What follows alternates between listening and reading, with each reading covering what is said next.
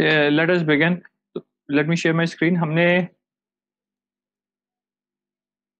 पीछे वाले टॉपिक में से जो हमारा टॉपिक चल रहा है बेसिक एक्साइटेशन का उसका एक हमारा न्यूमेरिकल बाकी will do that and then will switch to the topic on mass unbalance excitation and we'll see what we need to do with that. So let us quickly first look at the numerical that we need to do. Share my screen. All right.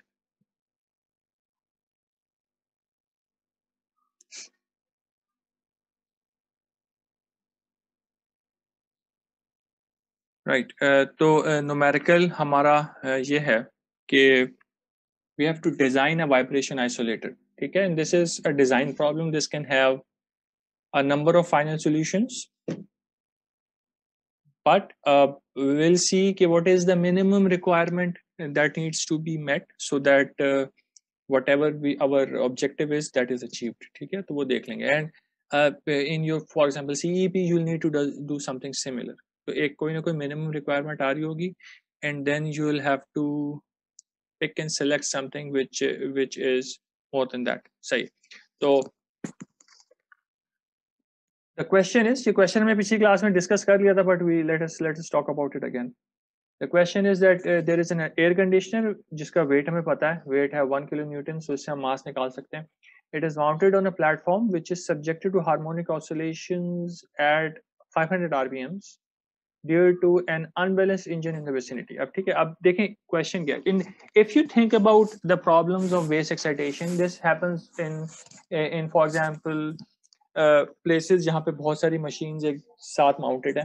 तो एक machine अगर unbalanced है, किसी भी वजह से वो vibrate कर रही है, तो वो ग्राउंड के थ्रू अपनी वाइब्रेशंस ट्रांसमिट कर सकती है दूसरी मशीन्स में. But in most of the cases we will not actually know कि ग्राउंड कितना वाइब्रेट कर रहा है. तो what do we mean by that? We mean this thing. तो अगर हम पिछली प्रॉब्लम देखें तो जैसे ये वाली प्रॉब्लम थी हमारी, इस प्रॉब्लम के अंदर हमें ग्राउंड की डिस्प्लेसमेंट पता थी. We knew that the displacement of the ground is 0.2. ठीक है, 0.2 पीक टू मतलब ट्रफ टू क्रेस्ट थी, और हमने जो एम्पलीट्यूड निकाला that turn out to be 0.1 metres.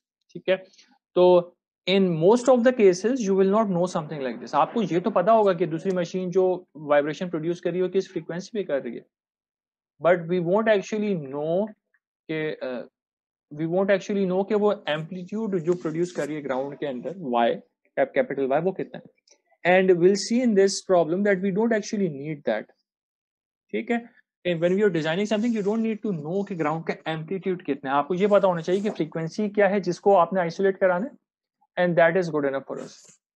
तो इस केस में भी हमें ये तो पता है कि जो the vibrations that are coming into the system from the outside are at 500 RPM. So the machine is vibrating at 500 RPM, ground भी 500 RPM पे वो vibrate कर रहा है. We do not know the amplitude of the vibrations of the ground, but we do know that these vibrations that are coming in are at 500 RPM. So we'll use this, and we have converted that 500 RPM into hertz. That turns out to be 79.577 hertz.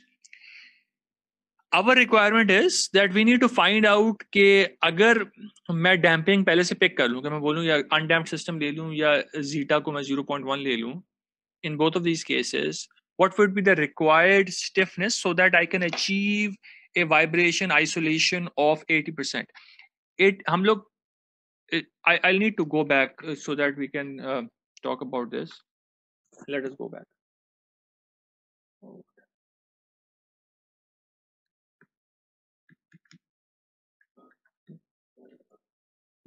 This thing is kind of stuck.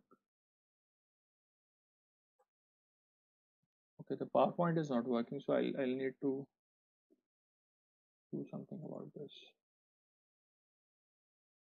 Okay, give me a second. Let me check my PowerPoint and then I'll share again.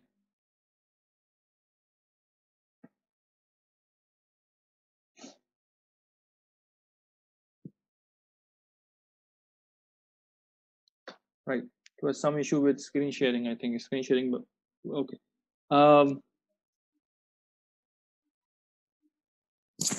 We need to talk about this equation here. ये जो हमने TD निकाला हुआ है, or this one probably. जो हमने TD निकाला हुआ है, this is the displacement transmissibility. तो आवर ऑब्जेक्टिव इज कि हम लोग we want to achieve 80% isolation. इसका मतलब ये कि हम ट्रांसमिसिबिलिटी को 20% रखना चाह रहे हैं. 100% में से आप आइसोलेशन को माइनस करते हैं तो आपके पास ट्रांसमिसिबिलिटी आ जाती है. तो आपके पास क्वेश्चन के अंदर दोनों तरीके से चीज पोज हो सकती है. आपके पास आ सकते हैं कि आप सिस्टम डिजाइन करें जिसमें डिस्प्लेसमेंट ट्रांसमिसिबिलिटी 10% हो, देन दैट मीन्स कि this x upon y becomes 0.1. ये भी बताया जा सकता है सेम क्वेश्चन के लिए कि डिजाइन सिस्टम जिसमें वाइब्रेशन आइसोलेशन 90% हो, which means कि your x upon y becomes 1 minus 0.9, which becomes again 0.1. तो इस चीज का ख्याल रखना है कि आपको आइसोलेशन गिवन है कि ट्रांसमिसिबिलिटी गिवन है. ठीक है ना. तो लेट्स कम बैक हियर. तो हमने 80% आइसोलेशन अचीव करनी है, which means our transmissibility is going to be 0.2. Okay, move on. अब हमें क्या क्या पता है? हमें पता है वाइब्रेशन आइसोलेशन अगर हमें करनी है, vibration isolation occurs when our R is more than √2. ये हमारा √2 के ऊपर 1 था. आइसोलेशन का मतलब ये होता है कि हमारी ट्रांसमिसिबिलिटी लेस देन 1 हो जाए. इसका मतलब है जितना ग्राउंड वाइब्रेट कर रहा है हमारी मशीन उससे कम वाइब्रेट कर रही है, उससे कम एम्पलीट्यूड पे वाइब्रेट कर रही है. दैट मीन्स कि we are isolating our machine from the ground. ठीक हो गया. तो हम लोगों ने एक तो बात ये कि हमारा जो भी आ आएगा that is going to be more than √2. उससे कम नहीं आ सकता, उससे कम आइसोलेशन होती नहीं है. तो अगर आपको अगर आपको 10% आइसोलेशन भी करनी है then you need to be more than √2. किसी भी किस्म की आइसोलेशन चाहिए तो you need to be more than √2. When isolation occurs, it is negatively affected by damping. तो अगर आप ये देख लें जो कर्व आ रहा है, जो हाईएस्ट कर्व यहाँ पे है, which is at the lowest zeta, it becomes the lowest curve after √2. So in the region of vibration isolation, damping plays a negative role. But we still need to have damping in the system, what is written here, so that when we start up the machine, we do not experience large amplitudes in this vicinity. यहाँ पे amplitudes देख लें बहुत ज़्यादा affect हो रहे हैं because of our damping. अगर डैम्पिंग कम है सिस्टम में तो वाइब्रेशन एम्पलीट्यूड बहुत ज्यादा बढ़ रहे हैं. तो वी डोंट वांट दैट. सही. तो हमें कुछ अमाउंट ऑफ डैम्पिंग चाहिए सिस्टम में so that we can limit the amplitudes here, otherwise the amplitudes are going to be very very high. But we don't want the damping to be too high, otherwise our isolation is going to be affected. ठीक हो गया. तो this is just the basic info and let's move on and see के हम आगे कर सकते. सबसे पहली चीज वही जो हमने बात की थी, हमें आइसोलेशन पता है, आइसोलेशन इज 0.8, तो TD बिकम 0.2. हमें सिस्टम का वेट पता था 1000 न्यूटन्स, तो उसको हमने कन्वर्ट कर दिया मास के अंदर by dividing with G. We get a mass of 101.9 kgs.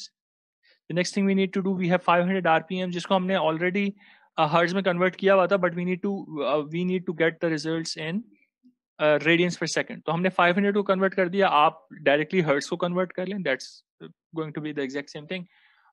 We need omega and we got omega to be 52 radians per second. ठीक.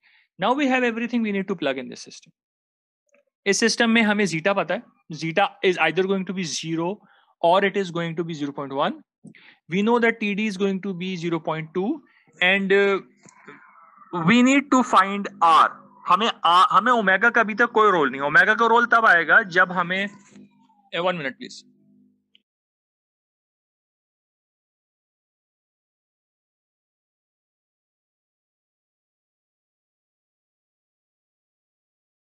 ओके. तो if we talk about TD में हमारे पास दो चीजें पता है, एक चीज अननोन है. TD पता है, zeta pata hai, we need to find out R. Once we know R, then we can use the formula for R, which is R is equals to, let me just get that.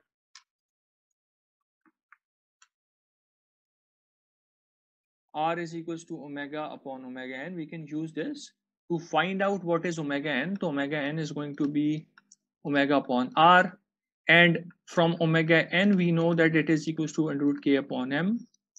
And from this, we can actually then go ahead and find out K. हमारी requirement K की है ना. This is the approach we are going to use. We are going to use the formula for TD to find out R. We are going to use R and omega, which we already know. Omega पता है, R यहाँ से निकल आएगा, to find out omega n. And then we are going to use omega n and the known mass भी हमें पता है to find out k, and this is not going to be a very difficult exercise, but थोड़ी सी algebra involve है क्योंकि हमें थोड़ी सी equations को manipulate करना पड़ेगा, otherwise it's not that directly. कुछ calculators इसको directly solve कर सकेंगे, कुछ नहीं कर सकेंगे. तो if you can directly solve this thing in your calculator, go ahead and do it. If you can use a computer to solve this equation directly and get the value of r, do it. Just write down कि हमने कैसे solve किया. ठीक है, अगर आपको online equation solver मिल रहा है जिससे आप इक्वेशन को सॉल्व कर सकते हैं, कर ले, कोई मसला नहीं है.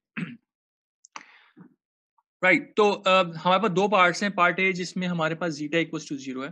तो when zeta is equals to 0 the equation actually simplifies a lot.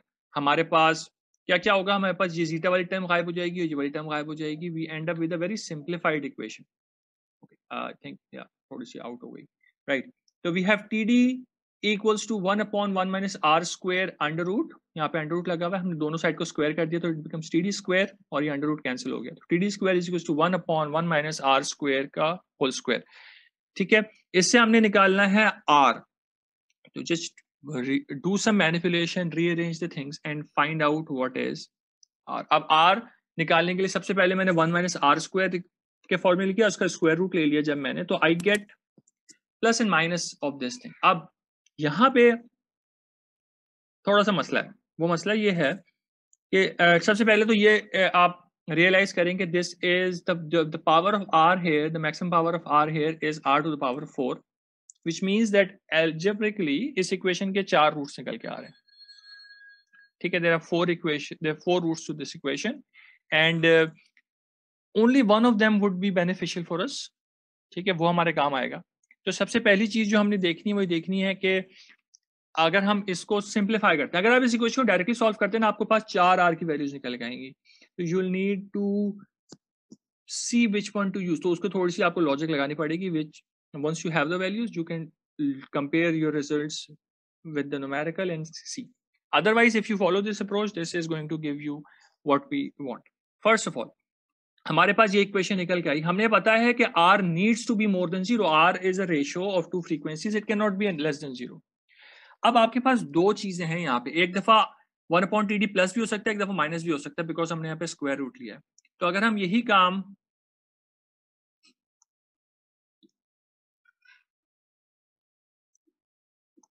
If you just right it down कि एक दफा हम ये लिख देते हैं और एक दफा माइनस के साथ भी लिख देते हैं. ठीक है, TD इज 0.2. ठीक है, तो 1/0.2 is 5. Now, which of these is going to lead a positive value of r square? Because आपके पास अगर मैं r square को दूसरी तरफ लेके जाता हूं और 5 को इधर लाता हूं, then what happens? This becomes 1 minus 5 becomes minus 4 and r square is positive. That is not correct. But अगर मैं minus 5 को दूसरी तरफ लेके जाता हूं, if I bring this here and I bring the r square on this side, then this becomes 1 plus 6 equals to r square. That is actually what we need. तो हमारे पास जो सॉल्यूशन हमारे लिए वैलिड होगा हमारे केस में, जो कि हमें पॉजिटिव r स्क्वायर देगा, that is going to be when I said 1 minus r square equals to minus 1/TD. आपके पास 4 r की वैल्यूज निकल के आएंगी, उनमें से 2 वैल्यूज इमेजिनरी होंगी. अगर आप इस इक्वेशन को डायरेक्टली सॉल्व करते हैं ना, आपके पास 4 r की वैल्यूज निकल के आएंगी, उनमें से 2 इमेजिनरी होंगी. तो वो तो हम एक्सेप्ट ही नहीं कर सकते. ठीक है, इमेजिनरी वैल्यूज हट गई. तो अब वो इमेजिनरी वैल्यू कहां से आ रही है? वो इमेजिनरी वैल्यूज इस पार्ट से आ रही है. ठीक है, तो अगर आप डायरेक्टली सॉल्व करें, 2 इमेजिनरी सॉल्यूशंस आ रहे हैं, they are coming actually from this equation right here. We don't want them, तो we have already ignored them. अब हम सिर्फ minus 1/TD की बात कर रहे हैं. फिर हमने TD को एक्चुअली सॉल्व कर लिया and we find out that TD is going to give us now 2 values here. Again जब मैं स्क्वायर रूट लूंगा, एक पॉजिटिव होगी एक नेगेटिव होगी. Right, r can not B negative, so we'll pick the positive value. And if you choose this directly, so you will get 2 imaginary values, 1 negative value and 1 positive value. So you will pick the positive value. ठीक है, अच्छा अब हमारे पास let's say कि हमने अपनी approach से solve किया and we found out that r needs to be more than 0, so we use the negative 1/TD. Then we solved for r came out to be 2.449.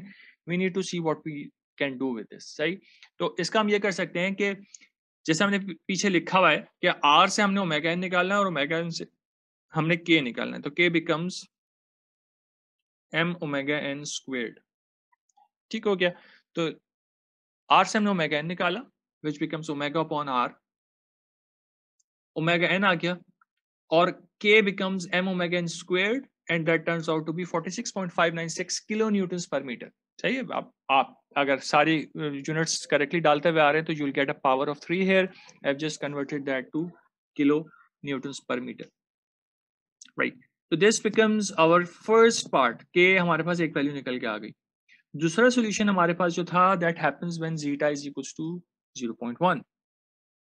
इस केस में again हमें TD का formula same use हो रहा है, TD की value भी same है, जीटा की वैल्यू अब 0.1 आ गई, आर अननोन है। तो अब हमें दो चीजें पता है, हमें 0.2 पता है टीडी और जीटा पता है 0.1, आर निकालना है। This equation is not as trivial as the previous one, तो हमें थोड़ा सी मैनिपुलेशन करनी पड़ेगी। What we need to do is we need to square both sides and rearrange this equation to get equation in terms of R. तो हमारे पास equation इस तरह की निकल के आई।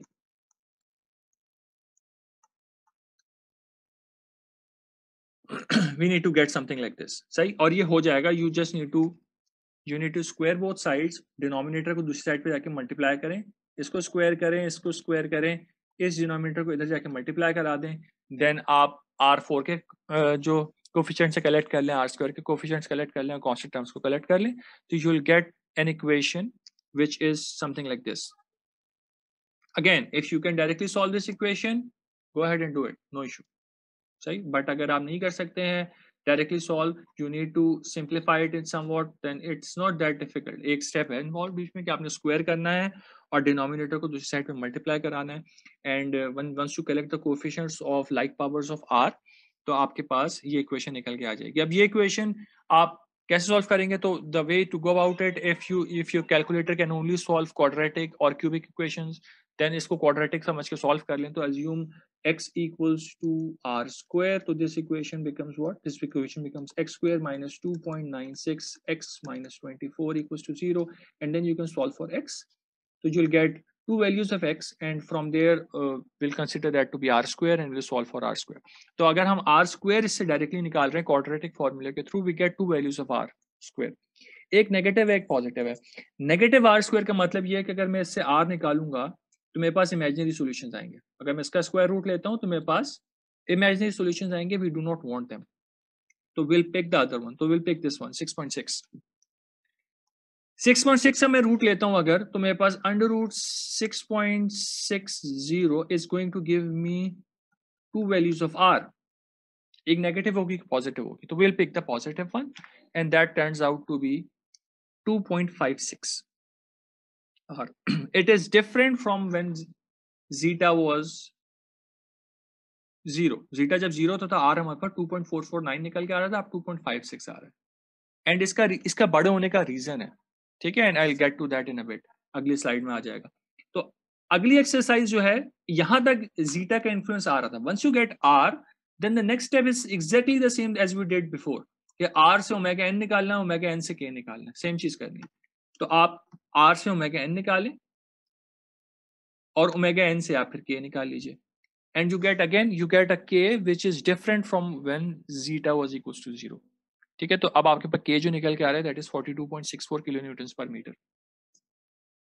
ठीक। if you have any questions please ask, ठीक है, stop me and ask.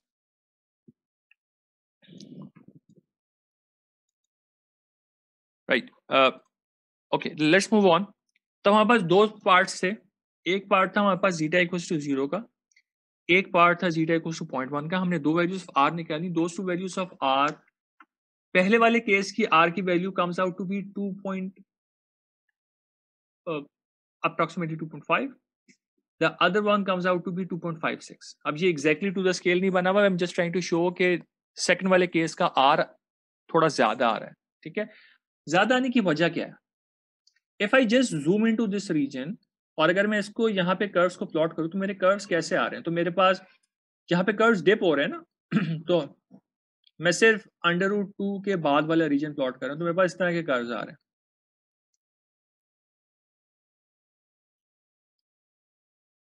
ठीक है। This one is zeta, let's say this one is zeta equals to 0 and this one is zeta equals to 0.1. If I need to achieve TD equals to 0.2, the same TD is going to come earlier for zeta equals to 0.2 then zeta equals to 0.1 because हमने बोला था यहाँ पे negative effect of damping है, तो जैसे जैसे damping बढ़ती जा रही है आपको हायर वैल्यू ऑफ आर पे सेम टीडी मिल रहा है, ठीक है। तो यहाँ पे हम अगर यहाँ पे एक हॉरिजॉन्टल लाइन ड्रॉ करें, लेट्स जस्ट रिमूव दिस, तो जो वैल्यू ऑफ टीडी आपको यहाँ पे मिल रही है एक हायर वैल्यू ऑफ डैम्पिंग के लिए भी आपको सेम टीडी की वैल्यू मिल सकती है but at a much higher value of R, ठीक है। तो दे जस्ट रिमेंबर दैट कि ऐसा नहीं है कि आप same amount of isolation achieve नहीं कर सकते with damping, with higher damping आप कर सकते हैं but you'll just need a higher value of R to do that, सही। अब हायर वैल्यू ऑफ आर का मतलब क्या है? हायर वैल्यू ऑफ आर का मतलब यह है कि आपको के कम होता जा रहा है, जितना ज्यादा आपको आर चाहिए बिकॉज आपका मास सिस्टम का चेंज नहीं हो रहा, आपकी ऑपरेटिंग फ्रीक्वेंसी चेंज नहीं हो रही, बट हमें आर को मूव करना है। तो आर को मूव करने के लिए what we need to do is we need to reduce our K, सही है ना। अब वो रीजनिंग यहाँ पे लिखी हुई है कि हमारे पास R omega upon omega N है और omega N under root K upon M है, तो ओमेगा एन को अगर हम प्लग इन कर दें तो R comes out to be omega multiplied by under root M upon K. तो if I need to increase R I need to reduce K, सही। जैसे जैसे के कम करते जाएंगे वैसे वैसे आर बढ़ाता जाएगा। तो दिस मीन्स कि हम we can achieve any amount of isolation as long as we are able to reduce the stiffness. अब जाहिर है physical constraints भी होते हैं सिस्टम के, this is just one constraint that we are talking about. We are talking about only vibration isolation, but there is the rigidity of the system कि system कितना rigid है, ठीक है। You can't just put the system on very small, very flexible springs. आप के को बहुत छोटा नहीं कर सकते कि okay let's set the springs to be very small so that vibration isolation बहुत बढ़ जाए, because this is just one aspect of the design process that we are talking about. There are other aspects as well. कि static stability कैसी है इसकी, ऐसा तो नहीं होगा कि किसी ने जरा सी भी उसके फोर्स लगाई तो वो टॉपल हो जाएगा, कितना अनस्टेबल हो गया। तो we still need some form of rigidity in the system for the other aspects, ठीक है। But to achieve isolation we need to reduce the stiffness to the minimum amount जो हमारी जो let's say reduce stiffness to the maximum value को हम reduce कर रहे हैं ना, तो जो सबसे बड़ी स्टिफनेस हमारे लिए पॉसिबल होगी ना वो यूज कर लेंगे। फॉर एग्जांपल 42 है तो 42 से बड़े हमारे पास कोई भी वाइब्रेशन आइसोलेशन पैड्स मिल रहे हैं, विल यूज देम। 42 से सॉरी छोटे, ठीक है, 42 से छोटे कोई भी वाइब्रेशन आइसोलेशन पैड्स हमें मिल रहे हैं, will use them because that are good enough for our requirement. We don't want to pick vibration isolation pads that's let's say which are of 20 kilonewton per meter. Why? Because other requirements might be affected. So this is just one aspect. So you need to always consider the fact that you can't just design something considering vibration. उसकी static condition कैसी है, उस पर अगर कोई impact हो रहा है उसकी वजह से उसका result कैसा आएगा, ठीक है। Those sort of things need to be also considered. ठीक है, वो कहीं टॉपल तो नहीं हो जाएगा, it is stable in its place, उसका अपना ऑपरेशन तो इफेक्ट नहीं हो रहा इसके। ये तो एक्सटर्नल वाइब्रेशंस की बात हो रही है। अगर आपने के को इतना कम कर दिया कि उसका अपना ऑपरेशन इफेक्ट होना शुरू हो गया, then what happens? So we need to consider all of the other things as well, but right now we are only focusing on one aspect, which is vibration isolation. Any stiffness lower than the calculated value will give us a higher vibration isolation. तो अगर हम K हमने इस वाले case में with damping वाले case में निकाला है 42.64, तो अगर लेट्स से कि you go to the market to buy vibration isolation pads which are basically rubber pads जो कि आप जहां पे माउंटिंग होती है वहां पे लगा देते हैं, ठीक है, बिटवीन इन द बोर्ड्स आप प्लेस कर देते हैं ताकि वो वाइब्रेट हो रहा हो, तो it provide some flexibility to the system. If let's say you go and you find out that the available options below this is 40 kilonewtons per meter, then that's good enough for us because 40 is going to be somewhere here. That's going to lead a value of R which is higher than what we need, which means कि हमें उसका फायदा होगा, नुकसान नहीं होगा, ठीक है ना। हमें हायर आर का फायदा हो रहा है कि हमें टीडी और बढ़ जाएगा, 0.2 से और कम हो जाएगा, सॉरी टीडी हमारा 0.2 से और कम हो जाएगा, आइसोलेशन बढ़ जाएगी, ठीक है। तो hopefully this clears it up. We are actually done with this. There are a couple of examples 3.4 3.5 in the book, go and check them out. And go and look at these. वही suspension वाली चीज़ है एक, तो हम already देख चुके हैं, उसको देख लीजिएगा, और एक और ऐप है उसको देख लीजिएगा, just to have some idea. तो सस्पेंशन वाली चीज़ को हमने ऑलरेडी डिस्कस किया है, but this is going to help you. Always remember कि जब आप डिज़ाइन कर रहे होते हैं तो आपके पास, क्योंकि हम इनवर्स सॉल्यूशन कर रहे हैं ना, हमारे पास ऐसा नहीं होता कि सिर्फ एक आंसर निकलता हुआ है, आपके पास कई स्टेप्स में मल्टीपल आंसर्स आ रहे होते हैं, and you need to choose the correct one. जैसे हमारे पास आर की मल्टीपल वैल्यूज आ रही थी, टीडी 1/TD के साथ एक दफा प्लस भी आ रहा था, माइनस भी आ रहा था, तो you at many steps you are going to get several values, and you will need to choose the correct one for your case. R cannot be less than 0, so we selected -1/TD because that led to a positive value of R square. Say to something like this. So let's we are done with this part. So let's move on. अगर कोई question है तो you can write it down, or you can stop me and ask at any time. So you don't need to wait. Okay? Let's keep this and let's come here. So we still have like 8 minutes in this session, and then we have the next class as well. So we have time to actually cover a lot of this topic as well. If you question, so please stop me and ask. So let's begin. We're still on chapter 3, which deals with systems which are harmonically excited. And now we're talking about the response of damped systems due to rotating unbalanced mass. Okay, that's what our objective is right now. So after this, we'll be able to first of all calculate the harmonic force due to rotating unbalanced masses. You already have an idea about this because we dealt with this when we were talking about mass balancing. So rotating unbalance is a topic which is not new to us. Balancing हमने machines के topic में course में पढ़ी थी, and so that part is already there कि वो unbalance कैसे define होता है, इसेंट्रिसिटी क्या होती है मास की, अनबैलेंस मास क्या होता है, what is a product M times की जो एक प्रोडक्ट की फॉर्म में हम लेते हैं, वो सारी चीजें हम ऑलरेडी बातें कर चुके हैं. ऑफ कोर्स बहुत सारी चीजें रिवाइज नहीं, आपको याद नहीं होंगी इस वक्त, but when we talk about them you'll remember, start remembering them. तो सबसे पहला काम यह है कि हम हार्मोनिक फोर्स कैसे निकालते हैं वो देखेंगे. Then will talk about the steady state solution of systems under unbalanced mass, and then we'll talk about the force that is transmitted when there is an unbalanced mass in the system. तो unbalanced mass की वजह से system के ऊपर एक force apply हो रही होती है, that can actually cause failures in the system. So we need to find out how if we can calculate that force. System में vibration की क्या वजह हो सकती है? तो you can have rotating unbalance, you can have reciprocating unbalance, you can have a whirling of shafts, you can have impacts with external force apply, or impact is like an energy transfer to the system. ठीक है, impact behaves like initial conditions. So आप system पे impact होता है तो वो एक initial kinetic energy system को transmit कर देता है, जिसकी वजह से system starts vibrating. ठीक है, तो there are a lot of different reasons of vibrations. हम लोग इसमें से सिर्फ एक रीजन की बात कर रहे हैं, which is rotating unbalance. ठीक है, और जो भी वाइब्रेशन हो रही है वो मशीन में भी हो रही होगी, वो अगेन जो हमने पिछले टॉपिक में पढ़ा है, हो सकता है वो वाइब्रेशन आपके सराउंडिंग स्ट्रक्चर्स में भी ट्रांसमिट हो रही हो through the grounds, surrounding machines में भी ट्रांसमिट हो रही हो. तो we want to estimate the effect of it, which we are doing right now, and we eventually want to balance it out. जो काम आप पहले पढ़ चुके हैं, रोटेटिंग एंड को कैसे ठीक करते हैं, वो वाली चीज हमने मशीन में पढ़ी. If you want, you can go and revise that as well. बहुत डैमेज हो सकता है, नॉइज होती है. This is just basic stuff, will just move on from this. Rotating unbalance को हम मॉडल कैसे करेंगे, that is the main objective. ठीक है, तो this is a very common problem and we want to model this thing. एक simple सा model हमारे पास यहाँ पे राइट साइड पे फिगर में गया हुआ है.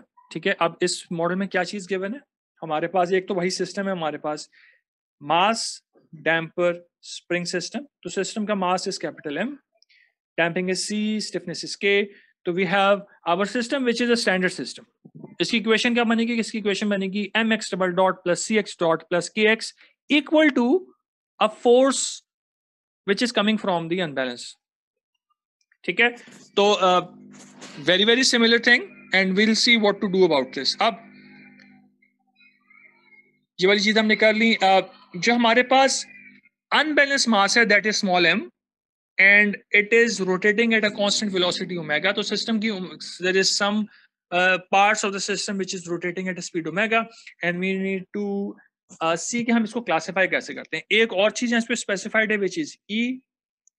This E is known as the eccentricity which is कि आपका unbalanced mass किस radius के ऊपर oscillate कर रहा है, ठीक है, rotate कर रहा है. And this is if you remember from what we did in machines, we said कि हम लोग small e और small m के product को classify करते हैं as mass and balance. So me is something meaningful for us. Me is kg meters में या फिर kg centimeters में या gram centimeters में या ounce times inches में इसको classify किया जाता है as a product because it is very difficult to measure the small m and small e separately. तो जब आप measure कर रहे होते हैं तो normally we can find out me directly as a product. और the good thing is कि you जहां पे भी यूज हो रहे होते हैं they are use together as a product. तो if we know ME we can directly use the product ME. Right. तो we talked about this. The formula for the centrifugal force is mv square upon r.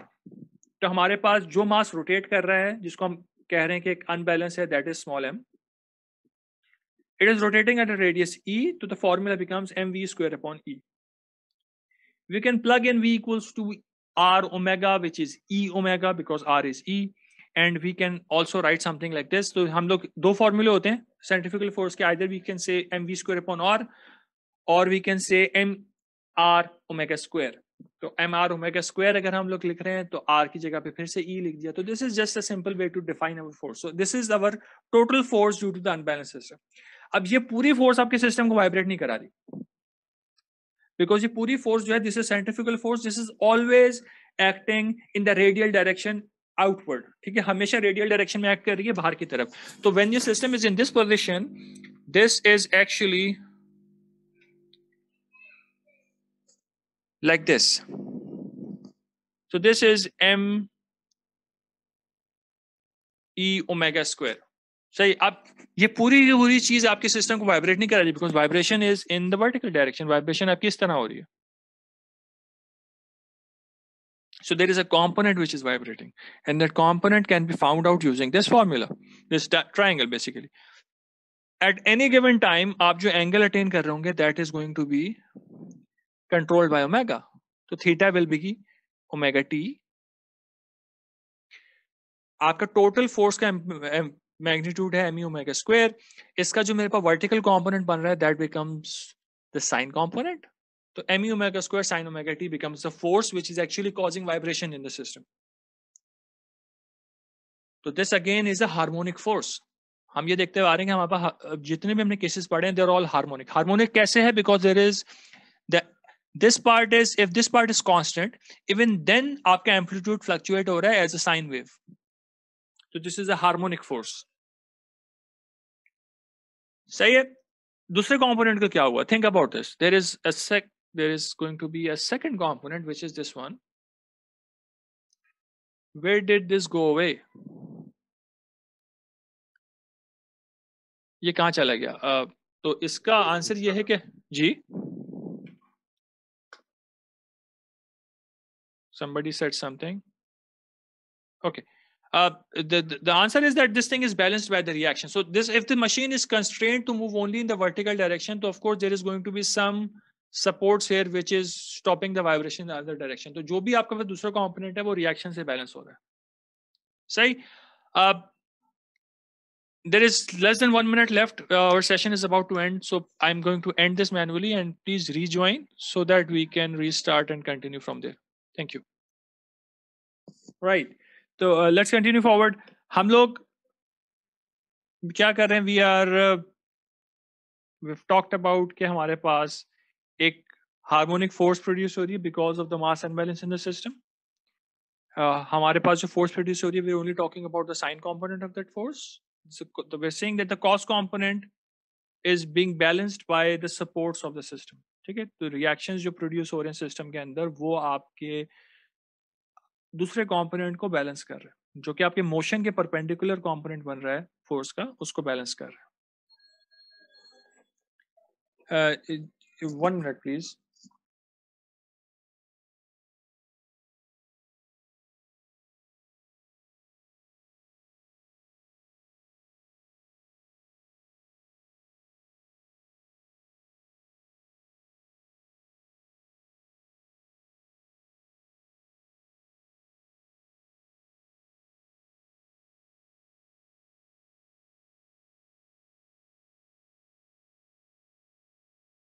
Right तो let's move on. तो अभी हमने जो काम किया है, what we have found out is basically कि हमारे पास जो सिस्टम है, उस सिस्टम के अंदर वी हैव दीज पैरामीटर्स। हमारे पास एक अनबैलेंस m है, इसेंट्रिसिटी e है, total mass of the system is capital M, frequency is omega, and the result is that we have a harmonic force which is me omega square sine omega t.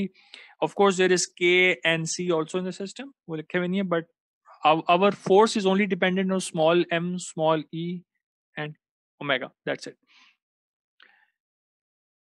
How do we actually use this thing? So we need to again form the equation of the system. तो हमारे पास same system की अगर हम equation बनाएं तो it's pretty simple. तो हमारे पास capital x हमारे स्मॉल एक्स हमारे पास डिस्प्लेसमेंट है, डैम्पिंग की फोर्स है, स्टिफनेस की फोर्स है, और एक अप्लाइड फोर्स एफ टी है। तो अगर हम summation F equals to M X double dot करेंगे तो हम सिस्टम की इक्वेशन लिख सकते हैं। तो equation is going to be like what we have already done, तो I am going to write it down. m x double dot plus c x dot plus kx equals to the applied force which is m e omega square sine omega t. अब ये जो equation है, this is very similar to the equation that we had in the harmonic force topic number 10. So the solution is also going to be similar, and again हमने एक चीज का solution करके देख लिया. We know the approach to do that. I'm not going to repeat the solution here again. The solution is going to be of this form. निकालने का तरीका क्या होता है? निकालने का तरीका ये होता है कि हम लोग इसका first derivative, second derivative calculate करते हैं, इसको पूरी चीज को वापस प्लग इन कर देते हैं, ठीक है। और उसके बाद हमारे पास ऑफ कोर्स कुछ साइन की टर्म्स आ रही हैं, कुछ कॉस की टर्म्स आ रही हैं। तो फिर हमारे पास दो अप्रोचेस हैं, आइदर हम ट्रिग्नोमेट्री यूज करते हुए sine omega T cos omega T की कोफिशिएंट्स को कंपेयर करा लें, या फिर कॉम्प्लेक्स एक्सपोनेंशियल में कन्वर्ट करके रियल पार्ट्स और इमेजिनरी पार्ट को सेपरेट आउट कर दें और उनको कंपेयर करा लें। दो इक्वेशंस बनेंगी, उनसे हम एक्स निकाल सकते हैं और उनसे हम फाई निकाल सकते हैं। if you have considered what we did in the previous topic as well, we are not focusing on phi that much now, because हमारे जो डिजाइन होता है सिस्टम का, that is not dependent on phi. हमने phi को एक दफा देख लिया हार्मोनिक फोर्स केस में, but now we are mainly focused on the displacement part of it. तो amplitude x उस पे फोकस कर रहे हैं, ठीक है। सेम काम हम इधर भी करेंगे। सॉल्यूशन मैंने निकाल के यहाँ पे रखा हुआ है of course, but if you want to try and do this thing, you can just get x dot and x triple dot, plug that in and repeat the exercise that we did in harmonic force part, जो topic number 10 था, उसके अंदर दो तरीके से solution तो डाला हुआ है, and you can try to get this thing. We have this solution right here, mu omega square k divided by k minus m omega square whole square plus c omega whole square का complete under root लिया हुआ है, ठीक है। इसको अब हमें non डायमेंशनलाइज करना है। नॉन डायमेंशनलाइज करने के लिए we are going to do a few things. तो जो भी चेंजेस हो रहे हैं हर इक्वेशन के अंदर, दे आर कलर्ड रेड। तो हमने क्या क्या किया हुआ है? हमने एक कैपिटल एम से मल्टीप्लाई डिवाइड करा दिया, एक हमने के से डिवाइड करा दिया न्यूमिनेटर और डिनोमिनेटर में, ठीक है। या फिर आप ये कह लें कि आपने के डिनोमिनेटर से कॉमन ले लिया और वो हमने यहाँ पे लाके लिख दिया। Just a second please, somebody is keep on disturbing, just a second please.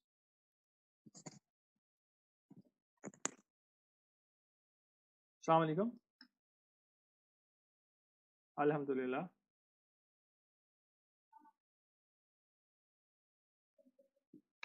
कोई मसला नहीं,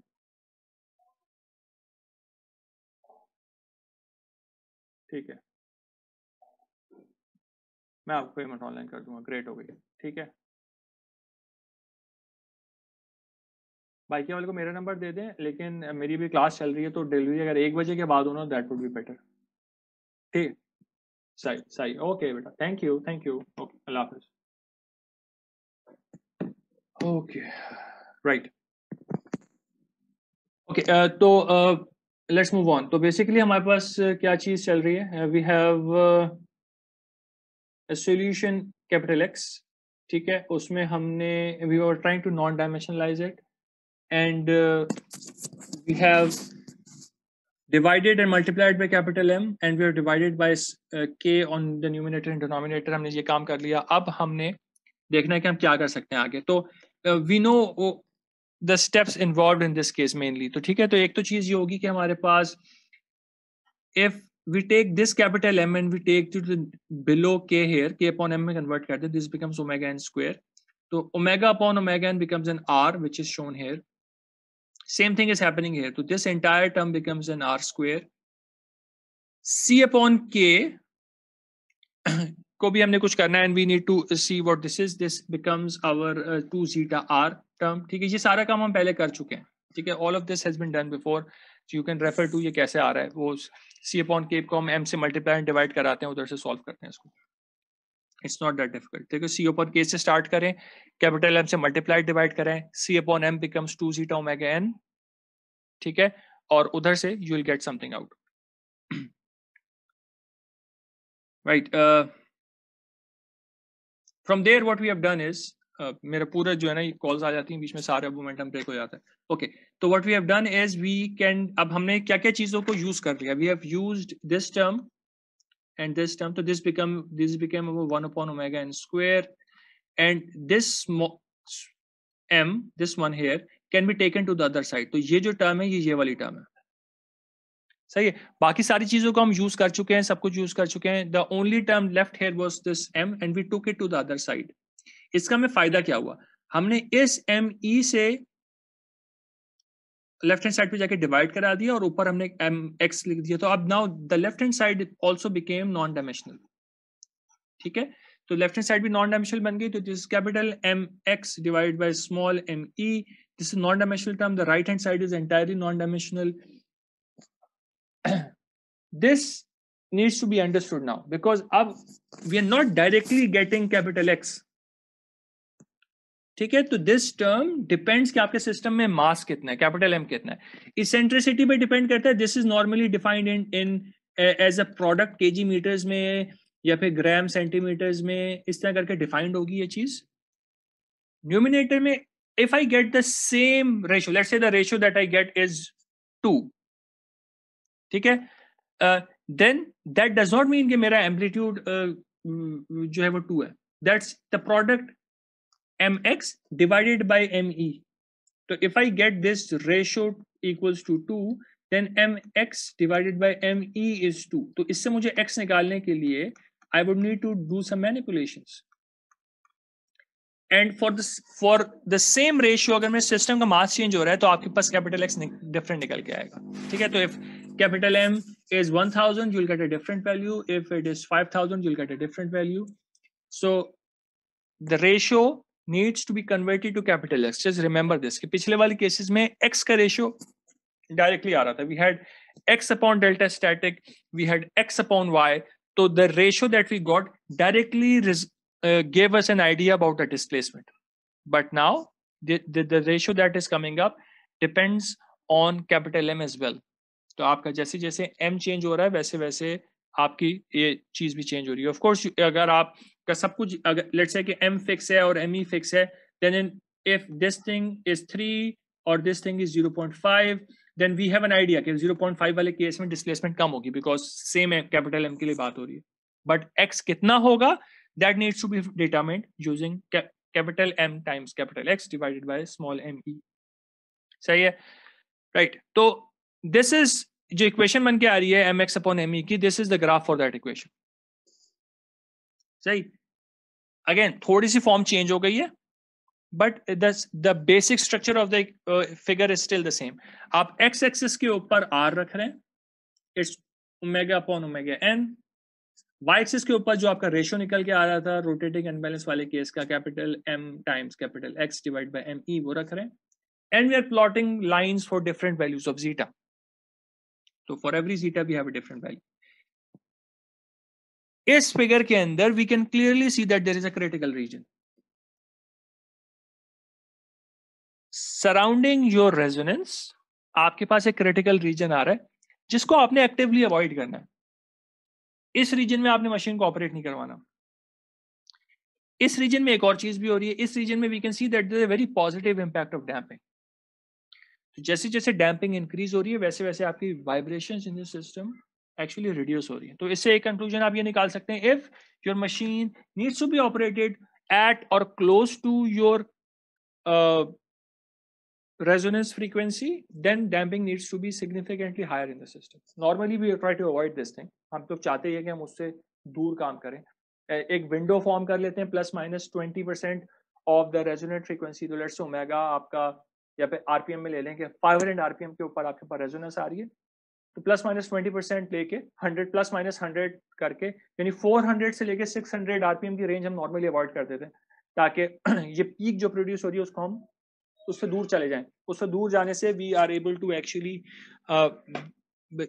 negate the higher impact of this resonance, ठीक है, जो क्योंकि सडनली पीक्स ड्रॉप हो रही है ना, बहुत नैरो रीजन में पीक्स ड्रॉप हो रही है। अगर आप इधर से उठ के इधर आ जाते हैं तो इस पॉइंट पे अगर आप 0.1 डैम्पिंग के साथ है, आपके पास रेशियो 5 आ रहा है, and you jump here and the ratio becomes 2, तो this is a very huge impact of moving slightly further away, ठीक।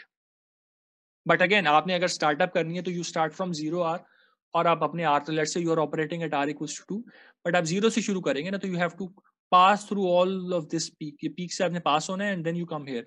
तो the way to do it is कि आप उसको बहुत फास्ट पास होते हैं उसके थ्रू, you don't stay at that peak for very long, otherwise fatigue की वजह से फेलियर होना शुरू हो जाता है। Okay, so let's look at a few basic points of this figure. तो हमारे पास जो फिगर है उसके सारे कर्व्स जो हैं वो 0 से स्टार्ट हो रहे हैं, ऐसा पहले नहीं था। पहले हमारे कर्व्स जो हैं वो 1 से स्टार्ट हो रहे थे। एक्स अपॉन वाई का कर्व भी 1 से स्टार्ट हो रहा था, और एक्स अपॉन डेल्टा स्टैटिक का कर्व भी 1 से स्टार्ट हो रहा था। Now the curves are starting at 0, mx upon me equals to 0। उसकी वजह क्या है? उसकी वजह ये है कि हमारी जो फोर्स है, the force is, sorry, the force is me omega square sin omega t. At r equals to 0, what is omega? It is 0. So when omega is 0, then the force is also 0. When there is no force, there is no vibrations, and so the ratio is 0. सही है? तो for the case of an n-minus mass, we have the curve starting at 0. एक ये चीज हो गई. The amplitude near resonance, and the resonance here is again close to omega n. ठीक है, ओमेगा एन के करीब करीब ही. ओमेगा एन में ओमेगा सेम कब है? When omega equals to omega n, then r is equals to 1. तो इस केस में यहाँ पे r equals to 1 है ना, तो जो आपके पास पीक्स आ रही हैं, they are close to this, not exactly the same, and they are shifting away. For example, इसकी पीक यहाँ पे आ रही है, सही है, एंड इसकी पीक यहाँ पे आ रही है, एंड ये वाली पीक यहाँ पे आ रही है, and they are coming closer to r equals to 1 as zeta is reduced, और जैसे जैसे zeta बढ़ता जा रही है दूर जाती जा रही है, सही.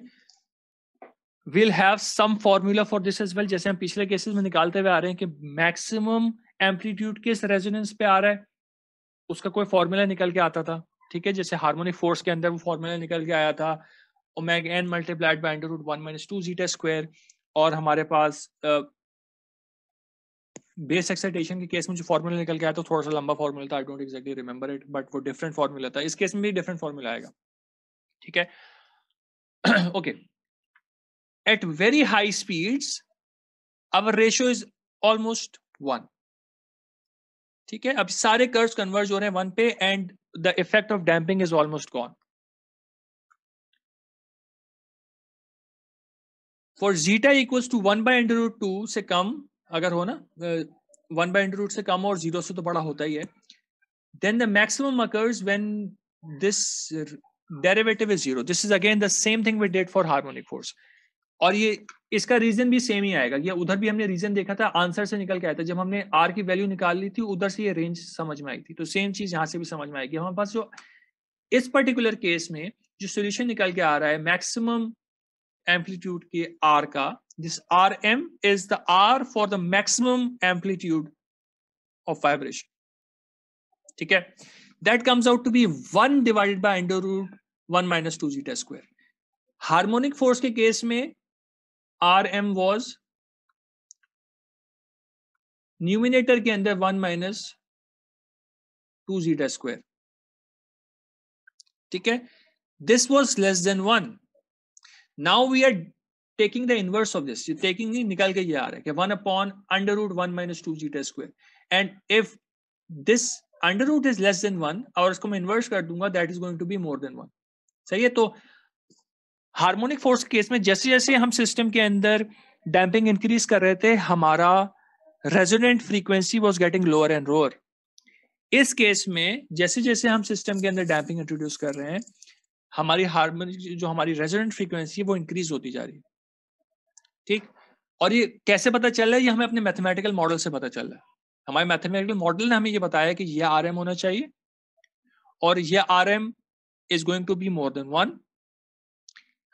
Why is this range coming up? Because this formula is only true when zeta is less than 1 by under root 2. इससे बड़े के केस में valid नहीं है. It is going to lead to an imaginary solution of RM, which is not possible. सही है?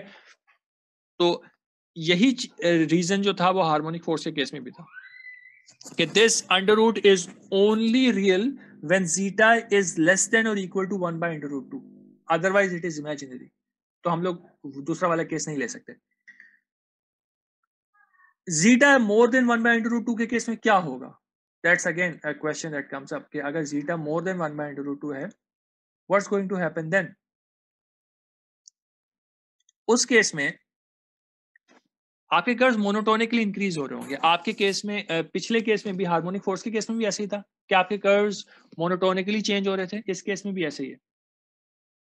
ठीक है, आपके कर्व्स मोनोटोनिकली चेंज हो रहे हैं, इसका मतलब इनमें कोई पीक नहीं आ रही। When r is more than under root 2, 1 by under root 2 का क्या मतलब होता है? इसका मतलब होता है 0.707। इससे बड़ा कुछ भी होगा, आपके पास कोई पीक नहीं आएगी। There is no longer any resonance occurring in the system, and that is a good information to have कि अगर आपको सिस्टम के अंदर से रेजोनेंस खत्म करनी है, I don't know the possible application for that, design में नहीं आ रही, but let's say you get into an application जो आपको सारी ऑपरेटिंग रेंज में, आपको ऑपरेटिंग रेंज कंप्लीटली कवर करनी है, कहीं भी ऑपरेट करना चाहते हैं, and you want to make sure कि कहीं भी रेजोनेंस नहीं हो, तो you just need to make sure कि आपके पास आर जो है वो मोर देन 0.707 हो, और इनफैक्ट 0.707 होगा तब भी नहीं होगा। मोर देन और इक्वल टू 0.707 होगा, then you no longer have any resonance in the system. ठीक, एनी क्वेश्चंस इन दिस तो पूछ लीजिए प्लीज, टाइप कर दीजिए अगर कोई क्वेश्चन है तो। मेरे पास चैट सेशन खुला हुआ है, या फिर पूछ लें directly. Okay, before we get to the part where we actually start solving numericals of this thing, we have one more point to cover, which is, okay, let's say there is a unbalance in the system. What is the force that is being transmitted to the ground because of this unbalance? सही है, तो हम ये देखना चाह रहे हैं कि मेरी अगर एक अनबैलेंस मशीन को हमने ग्राउंड के ऊपर माउंट किया हुआ है, तो वो इतना अनबैलेंस तो नहीं कि वो ग्राउंड के में फ्रैक्चर ही कर दे, वो क्रैकिंग शुरू कर दे ग्राउंड के अंदर, आपकी फाउंडेशन को ब्रेक कर दे। उसके लिए हमें अपनी ट्रांसमिटेड फोर्स निकालनी पड़ेगी, और transmitted force again we need to look at कि ट्रांसमिट फोर्स किसके थ्रू हो रही है। फोर्स ट्रांसमिट हो रही है through your damper and your spring. Spring force is kx, damping force is cx dot. We have a solution for x. x हमने निकाला हुआ है, s capital X sin omega t minus phi. So what we can do is we can use our known solution of x, plug it in the formulas for the spring force and the damping force, calculate the total force, और फिर उसका amplitude निकाल सकते हैं। The transmitted force is going to equal to cx dot plus kx, damping force plus spring force. X is equals to capital X sin omega t minus phi. X dot becomes, X dot क्या आएगा? तो let's write it down so that we remember what it is. तो हमारे पास X was capital X sin omega t minus phi. X dot is equals to omega times X cos omega t minus phi. ठीक हो गया? ये दोनों चीज हमने अपनी इक्वेशन के प्लग इन कर दी। दो टर्म्स आ गई, एक कॉस में एक साइन में, इनको ऐड कराना है। इनको ऐड कराना वो आपको आता है, कैसे ऐड कराएंगे। आप ट्रिग्नोमेट्री से भी ऐड करा सकते हैं, आप कॉम्प्लेक्स एक्सपोनेंशियल से भी ऐड करा सकते हैं। आई एम नॉट गोइंग, इसलिए मैं दोबारा नहीं जा रहा। You know how to get from this particular step to this step. ठीक, आप कॉम्प्लेक्स एक्सपोनेंशियल में जाएं, कॉम्प्लेक्स एक्सपोनेंशियल से आपके पास ऑफ कोर्स दो चीज आएंगी, आपके पास एक कॉम्प्लेक्स एम्पलीट्यूड आ रहा होगा, ठीक है, तो उस कॉम्प्लेक्स एम्पलीट्यूड को अगर आप उसका एम्पलीट्यूड अलग कर दें, फेज अलग कर दें, जो एम्पलीट्यूड बचेगा that is going to be this thing. You know how to do this, you can refer to previous topics, जो हार्मोनिक मोशन वाला टॉपिक था उसमें जाके देख लीजिएगा, याद नहीं आ रहा, असाइनमेंट में भी आपने इससे सिमिलर सवाल किया हुआ है। तो जो आपके पास मैग्नीट्यूड निकल के आ रहा है फोर्स का, दैट इज अंडर रूट के टाइम्स कैपिटल एक्स का स्क्वायर प्लस सी ओमेगा कैपिटल एक्स का स्क्वायर, पूरी चीज का अंडर रूट हो रहा है। कैपिटल एक्स कॉमन ले लीजिए दोनों टर्म्स में से, तो एक्स स्क्वायर कॉमन होके बाहर आएगा, उसका स्क्वायर रूट होगा, तो it will end up as capital x. Capital x का हमारे पास सॉल्यूशन है, we know the solution for this thing, ठीक है, तो m x upon m e हमने निकाला हुआ है, ठीक है, तो हम लोग उससे अपना सॉल्यूशन निकाल सकते हैं। कैपिटल एक्स का जो हमने सॉल्यूशन निकाला था, हमने डायरेक्टली वो स्टेप यूज कर लिया। Let me just go there and show you that step.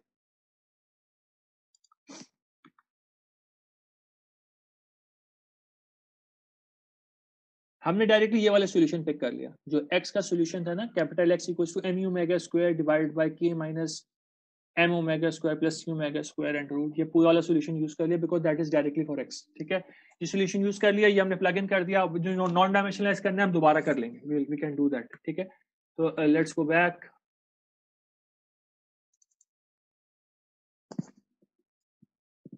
And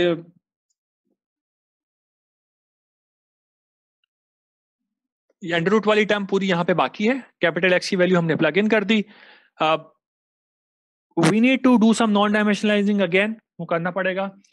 तो सबसे पहली चीज हमने ये की कि हमने सब कुछ एक कलेक्ट करके, क्योंकि दो स्क्वायर रूट की टर्म्स थी डिनोमिनेटर में न्यूमिनेटर में, को कलेक्ट करके लिख दिया।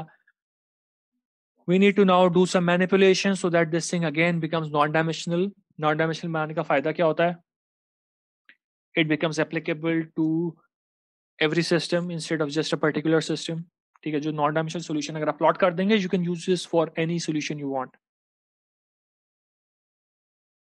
यहां से स्टार्ट किया था, सबसे पहले काम हमने ये किया कि हमने न्यूमिनेटर डिनोमिनेटर में से k कॉमन लिया, दोनों को कैंसिल करा दिया। तो डिनोमिनेटर में भी k कॉमन लिया, न्यूमिनेटर से भी k कॉमन लिया, कैंसिल करा दिया, whatever is left is written here.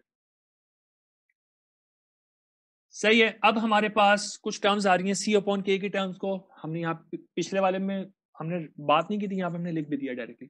c upon k is c upon capital m upon k।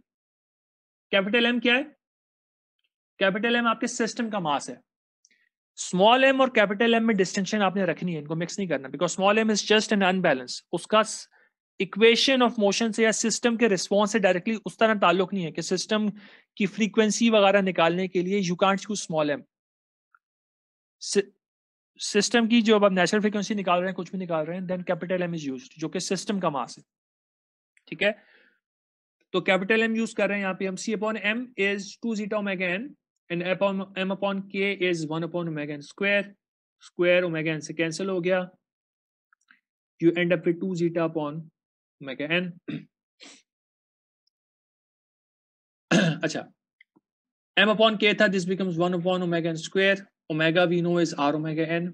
अब we can plug all of this in, तो जब हम प्लग इन करेंगे तो 2 zeta upon omega n multiplied by omega था, omega upon omega n जो ये वाली टर्म है पूरी, दिस बिकम्स r। सही है। सेम चीज यहां पे आ रही है, this becomes r square, this one becomes r। एक काम हमने ये किया है यहाँ पे कि हमने ओमेगा को r ओमेगा n में चेंज कर दिया, उसकी वजह हम अभी देख लेते हैं क्या, ठीक है। हमने ओमेगा को भी रिप्लेस करा दिया। We want to eliminate omega from the system, बाकी सारे ओमेगा को तो हमने आर में कन्वर्ट कर दिया था ना, we converted all of them into r. एक ओमेगा यहाँ पे बच गया था, दिस इज नाउ, अगर हम इसको सिस्टम के इसको मेंटेन कराते, that would have become a problem for us, because वो सिस्टम की नॉन डायमेंशनल होने को चैलेंज करना शुरू कर देता है, because that becomes a parameter जो कि सिस्टम डिपेंडेंट हो जाता है, जो कि सिस्टम डिपेंडेंट नहीं, ये एक्सटर्नल टू द सिस्टम हो जाता है। वो सेम सिस्टम के लिए भी ओमेगा चेंज हो सकता है, तो आप कर्व प्लॉट नहीं कर सकते, ठीक। तो instead what we can do is we can convert this into r omega n square. Omega square को r omega n का whole square में convert करेंगे. This thing needs to be, there's a problem here. So there is a square here as well. Okay. And once we do that, then we can take this term and this term in the denominator here. ft से divide को से divide करा दें. We know that the formula for the force, centrifugal force is mr omega square. तो इसकी units Newton में है. This is also in Newton, this is also in Newton. तो ये नॉन डायमेंशनल बन जाएगा अगर हम mu omega n square से मल्टीप्लाई डिवाइड करा देंगे. Why did we divide by omega n square and not omega square? Because omega n is a system property, not an external phenomena. ठीक है. Same system के लिए omega n fixed है. ठीक है. तो जो आपकी कर्व प्लॉट, अगर मैं इस इक्वेशन को प्लॉट कर रहा हूँ तो हर r के लिए ओमेगा n कांस्टेंट है, r के ऊपर डिपेंड नहीं करता. लेकिन अगर आपका सिस्टम, अगर मैं mu ओमेगा स्क्वायर से डिवाइड करा रहा होता, तो जैसे r अगर 1 है तो ओमेगा कुछ और है, r2 है तो ओमेगा कुछ और है, r3 है तो ओमेगा कुछ और है. तो then it would not be possible to plot this equation and get meaningful results out of it. इसीलिए हमने सिस्टम इसको एक ऐसी चीज में कन्वर्ट कर दिया which is now a system constant instead of a parameter which is external to the system. ठीक है. सिस्टम कांस्टेंट है ना ओमेगा, तो एक सिस्टम के लिए फिक्स होता है. तो ft divide by me omega square, me omega n square is now a ratio of two forces, जिसको हम प्लॉट करके चेक कर सकते हैं. The plot is going to be very similar to what we already are doing before. So it's going to be x axis पे r, y axis पे ratio और different zeta के लिए plots हैं. इससे हमें समझ में क्या आ रहा है? There is a lot of information here and we need to somehow we need to digest this thing. तो उसमें जो most basic thing जो है वो देख लेते हैं कि इसमें क्या चीज़ है जो कि हमें समझने की जरूरत है, वो उसी फिगर पे देख लेंगे. We don't need to discuss this a lot. There are two effects here. एक इफेक्ट ये है कि आफ्टर r equals to √2 आपके पास नेगेटिव इंपैक्ट ऑफ डैम्पिंग आ रहा है. जैसे जैसे डैम्पिंग बढ़ रही है आपके पास फोर्स भी बढ़ रही है, ट्रांसमिटेड फोर्स बढ़ रही है. तो if you are operating at an r which is more than √2, ठीक है, विच मीन्स के आप ऑलरेडी उससे बाहर हैं रेजोनेंस वाली चीज से. रेजोनेंस वाली चीज का रिजल्ट डिफरेंट था, दैट वाज 1/√2, 0.707. 0.707 जीटा अगर आपका उससे ज्यादा है वो आप उससे आगे निकल गए. ठीक है. अब resonance was occurring around r equals to 1, उसके करीब करीब ही हो रही थी. जैसे जैसे जीटा चेंज हो रहा था थोड़ा थोड़ा बढ़ता जा रहा था, but it never went beyond 1 point something. उससे ज्यादा की वैल्यू से ज्यादा नहीं जा रही. तो let's say you are operating at 2 or 3 r, then a higher damping means कि आप ज्यादा फोर्स ट्रांसमिट करेंगे सिस्टम के ग्राउंड के ऊपर.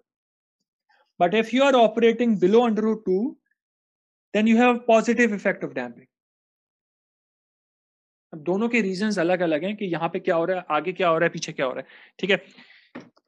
We know, let us look at that diagram again and from there we'll have some idea of what to do about this. Okay.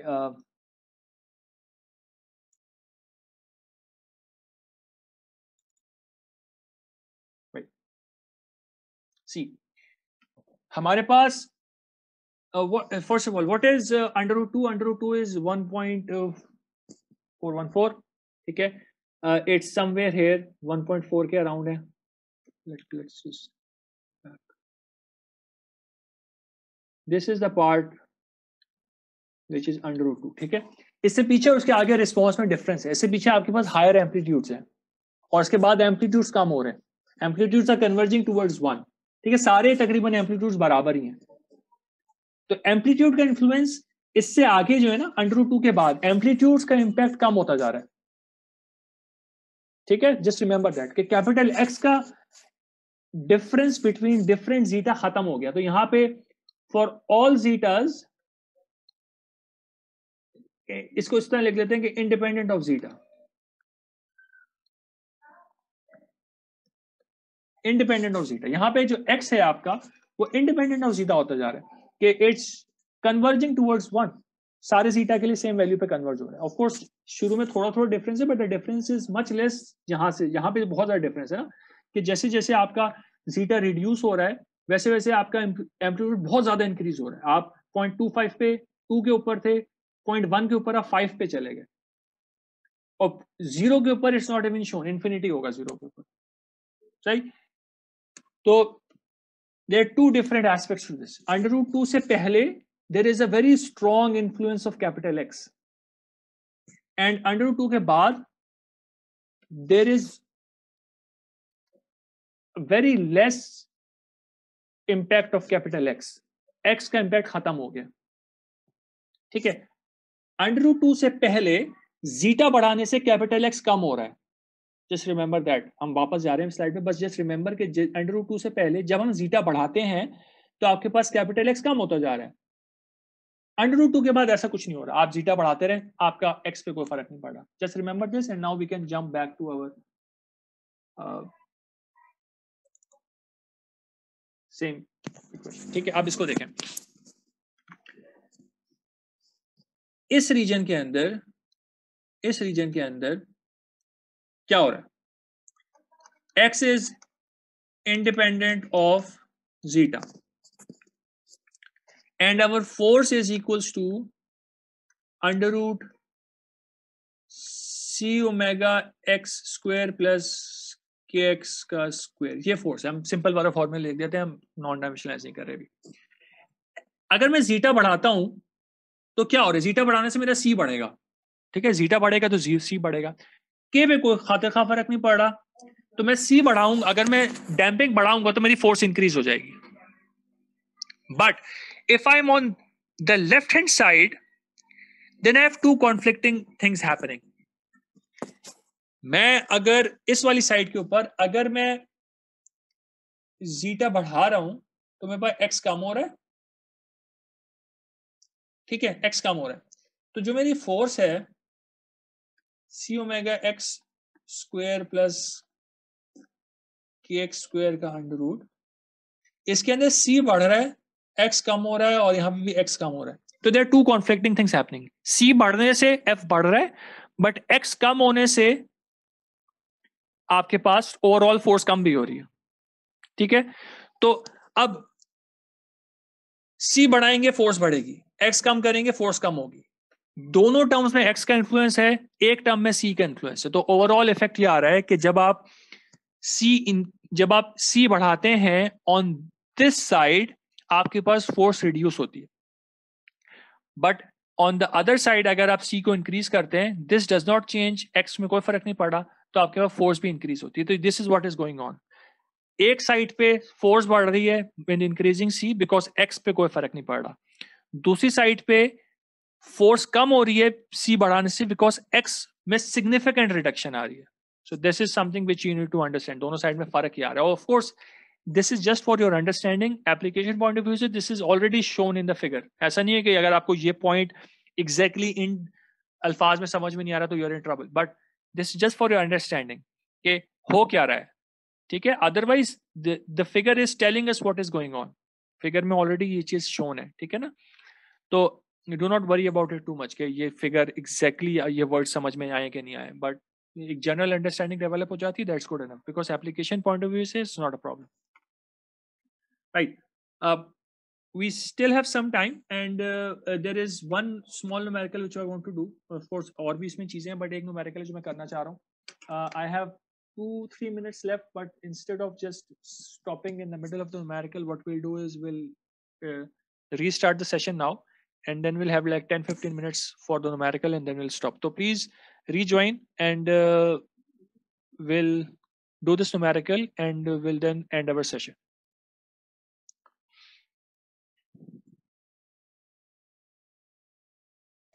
Right, so let's continue. Question जो है, it's not that difficult, but it's an interesting problem. ठीक है, question ये है कि we have a water turbine which is sort of like a centrifugal in nature, Francis water turbine, in which water flows from sections A इस इधर से enter हो रहा है into the blades B and then it is being pushed out from C. ठीक है, we are not actually concerned about how this works, but this is the general idea. This rotor which is rotating this thing, this B has a mass of 250 kilograms and an unbalance of 5 kg millimeters. Now again this we have talked about before कि normally unbalance आपको as a product ME mention होता है in mass times displacement units. ठीक है, तो आपके पास unbalance ME reported as 5 kg millimeters. The radial clearance between the rotor and the stator is 5 mm. तो आपके पास यहाँ पे जो clearance है रोटर के और ये स्टेटर के बीच में that's 5 mm. अब इसका हमारे पास क्या रोल हो सकता है? Think about it. इसका हमारे पास रोल ये होगा कि this will restrict the maximum displacements allowed in the rotor. ठीक है ना? तो अगर मेरा सिस्टम वाइब्रेट कर रहा है तो there is going to be some maximum displacement capital X. We need to restrict it to a value below 5 mm so that it does not hit the stator. The rotor does not hit the stator while vibrating. ठीक है ना? तो the turbine operates at a speed range of 600 to 6000 rpm. Speed range आ गई. Now look at this carefully because this is going to be important in your complex engineering problem as well. आपके पास उधर भी एक speed की range available है meters per second या फिर kilometers per hour की form में. But that is going to have a similar effect as what we are doing right now.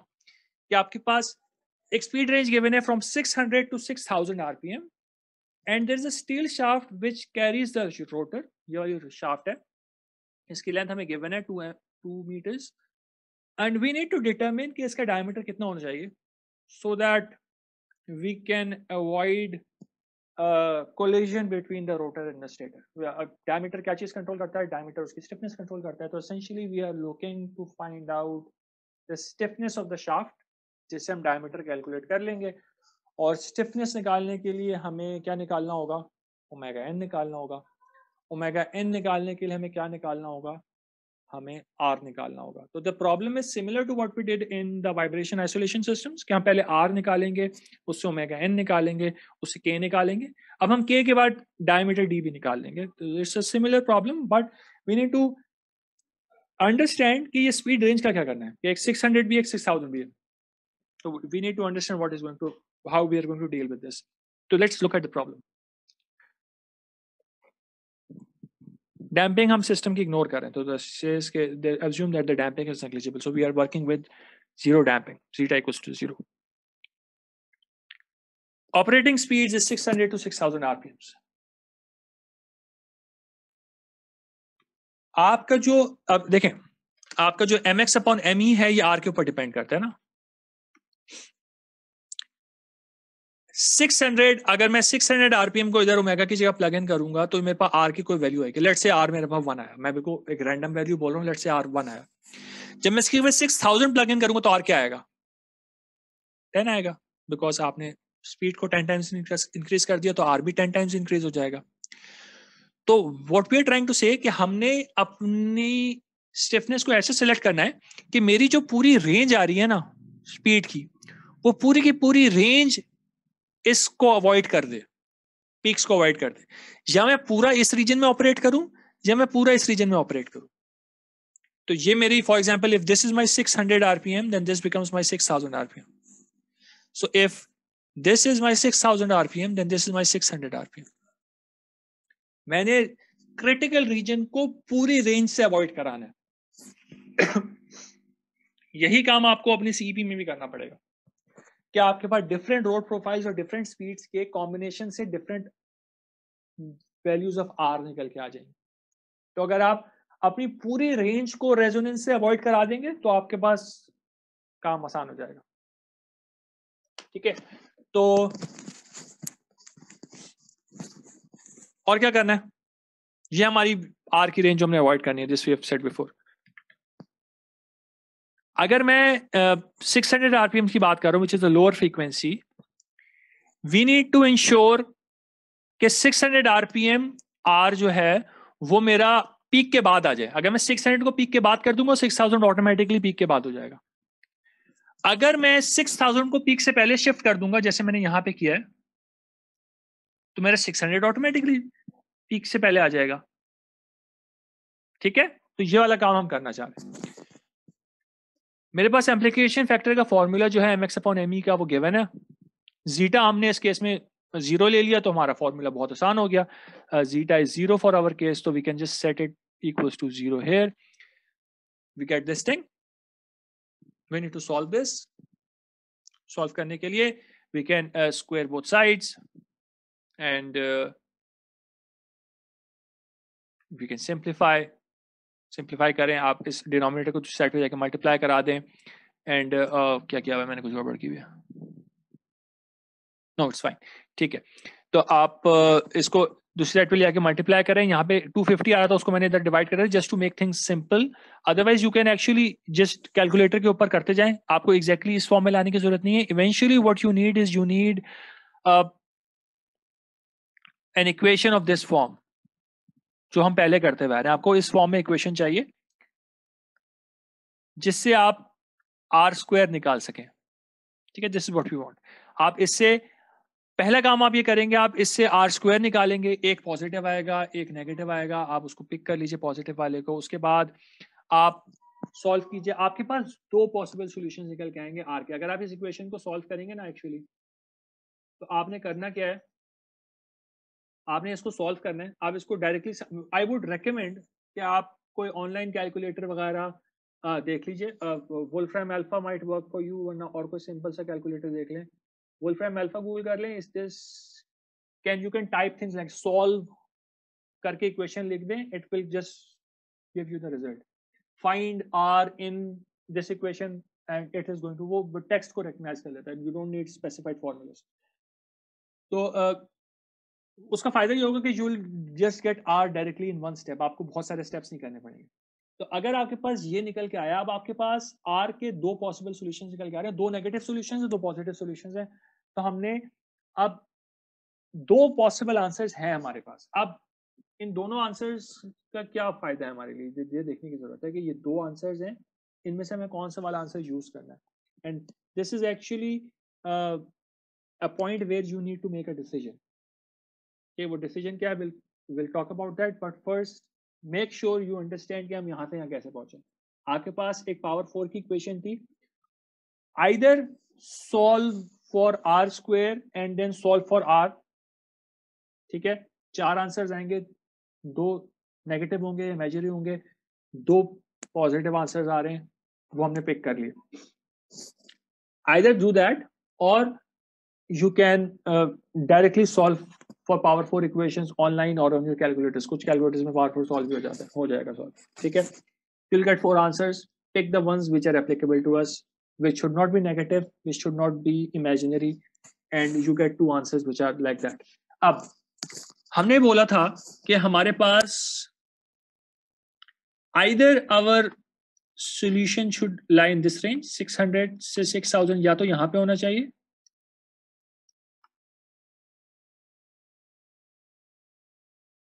या फिर यहां पे होना चाहिए। तो अगर मैं अपने पूरे सॉल्यूशन को राइट साइड पे रखना चाह रहा हूं, पीक जीटा इक्वल्स टू 0 है ना, जीटा इक्वल्स टू 0 के लिए पीक जो आ रही है वो r इक्वल्स टू 1 के ऊपर आ रही है। मैं r के राइट साइड पे होऊंगा अगर, तो आई विल बी ओके। ठीक है, तो मैं r के राइट साइड पे हूं, r इक्वल्स टू 1.004 मैंने ले लिया, विच मीन्स कि I am on the right side of the peak. If I am on the right side of the peak, मैं किस फ्रीक्वेंसी के लिए काम करना चाह रहा हूं, मैं किस फ्रीक्वेंसी को immediately after the peak set करूंगा, 600 को कि 6000 को? मैं 600 को सेट करूंगा, बिकॉज अगर मैं 600 को पीक के राइट पे सेट कर देता हूं, 6000 ऑटोमेटिकली राइट पे चला गया। On the other hand, if I pick this, it is possible to select this. If I select this, then I would try to put 6000 RPM immediately before the peak. ठीक है, अगर मैं ये वाला काम कर रहा हूं कि मैं 6000 को पीक से पहले सेट कर दूंगा, तो 600 ऑटोमेटिकली पीक से पहले सेट हो जाएगा। तो I just need to make a decision here. यहां पे जो मैंने पहले काम किया वो ये किया हुआ है कि मैंने r इक्वल्स टू 1.004 सेलेक्ट किया which means कि I will work with 600 RPM, not 6000 RPM. Because अगर मैं 6000 RPM को यहाँ पे सेट कर दूंगा तो मेरे पास यहाँ पे 600 सेट हो जाएगा, ठीक है? तो विच मीन्स कि मेरी जो रेंज है उसके अंदर पीक भी आ रही होगी. इट इज पॉसिबल कि पीक मेरी रेंज के अंदर आ रही हो. तो you just have to be careful about which speed you select on which side. And it's बहुत इंट्यूटिव सी चीज है, ऐसी चीज नहीं है जिसे बहुत ज्यादा सोचने की जरूरत है. राइट साइड पे ऑफ कोर्स लोअर वाली यूज करेंगे ताकि हायर वाली राइट पे रहे, और लेफ्ट साइड पे आप हायर वाली चूज करेंगे यानी छोटी वाली और लेफ्ट पे हो जाएगी, ठीक है? तो if I choose this 1.004, then I use 600 RPM. उसको मैंने ओमेगा में कन्वर्ट कर दिया. अगला काम बहुत आसान है. ओमेगा से ओमेगा एन निकल आया, ओमेगा एन से के निकल आया. It's not that difficult. The important step was here कि आपने आर कौन सा सिलेक्ट करना है और आर के साथ कौन सी स्पीड एसोसिएट करनी है. That was the step that needed to be done. अगर मैं लेट्स से कि मैंने 1.004 कर लिया और मैंने उससे के निकाल लिया, I have found out my k, ठीक है? और I just want to double check कि 6000 पे आर क्या आएगा. ऑफ कोर्स आई नो कि 6000 पे आर बड़ा आएगा, but I just want to show you guys कि 6000 इज आल्सो सेफ. तो उसके लिए हमने 6000 का ओमेगा निकाला और हमें ओमेगा एन पता है, ठीक है? के हमने अभी अभी निकाला है. कैपिटल एफ हमें सिस्टम का गिवन है, ठीक है? 250 किलोग्राम्स.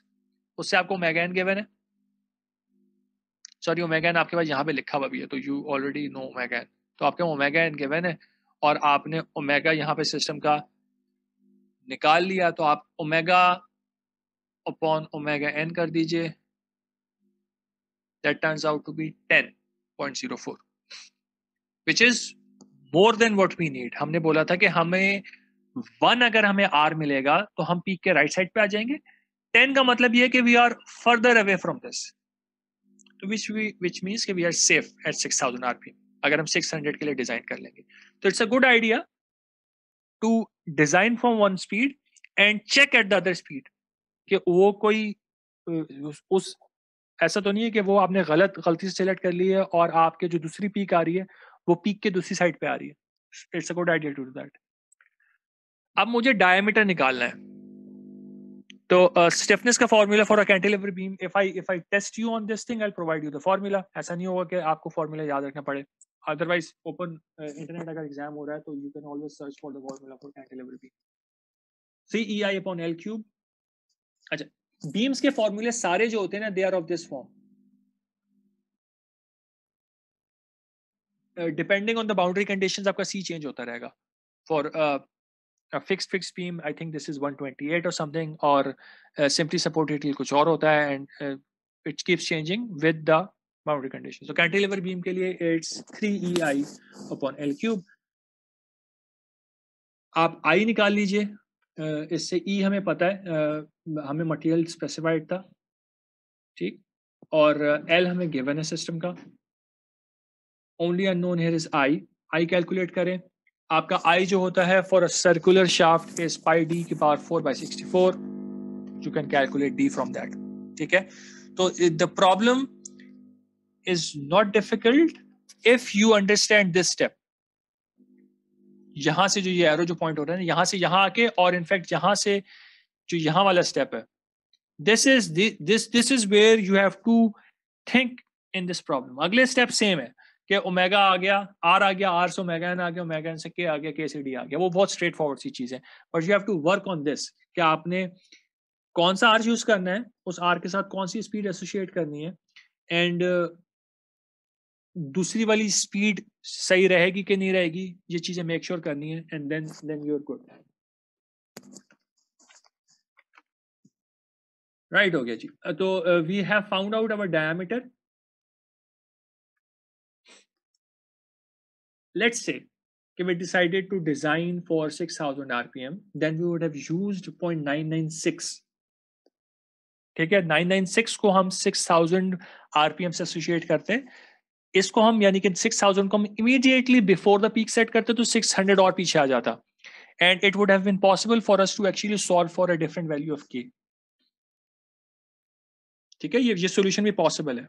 तो अगर ये प्रॉब्लम आपको मिल रहा है and somebody decides to use 600 and place it right after the peak, and somebody decides to use 6000 and place it right before the peak, both solutions are correct.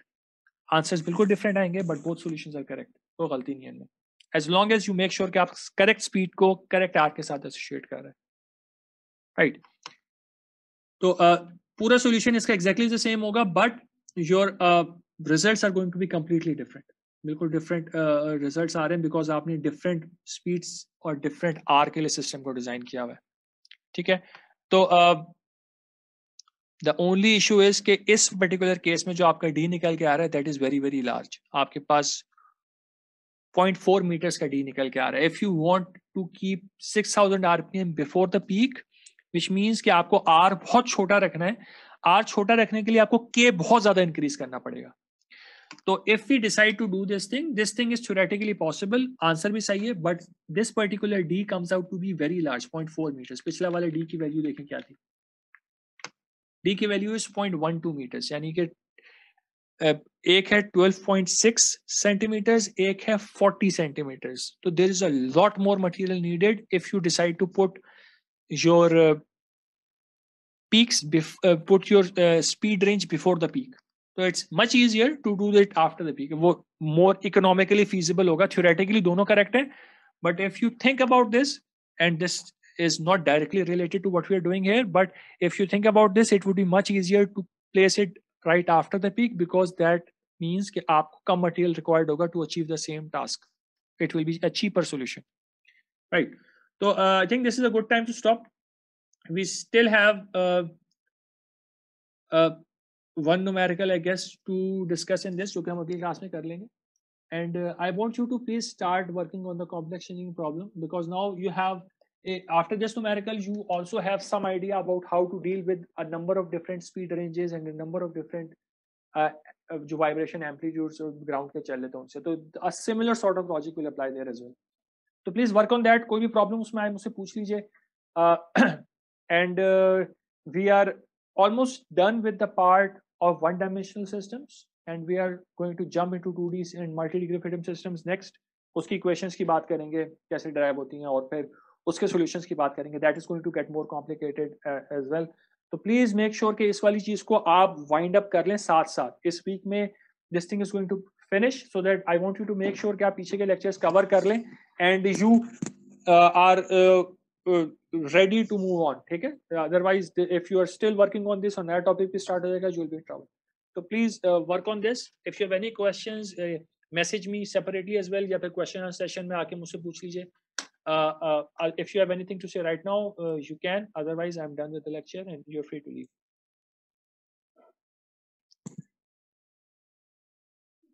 Okay, sir. Allah Hafiz. Okay, Allah Hafiz.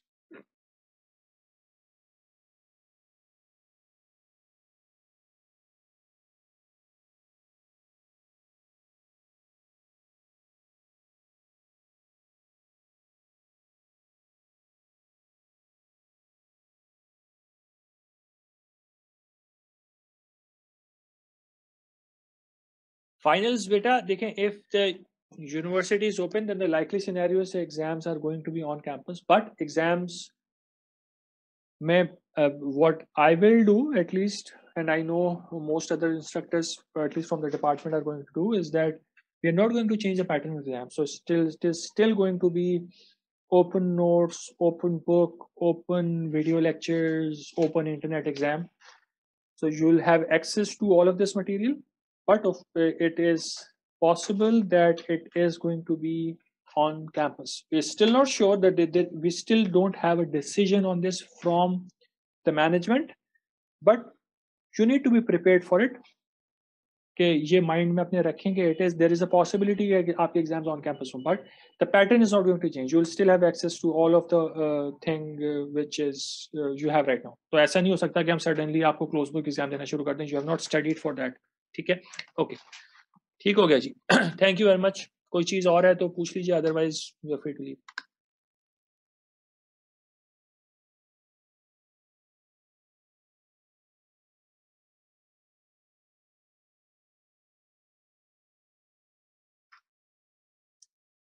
Okay, I am ending the lecture. इंशाल्लाह कल हमारा question answer session है for section B, और Thursday को we'll have a class and we'll have an extra class again. We need to do that for a couple of more weeks to make up for the lost lectures. ठीक है, तो be prepared for 2 lectures on Thursday as well. Thank you.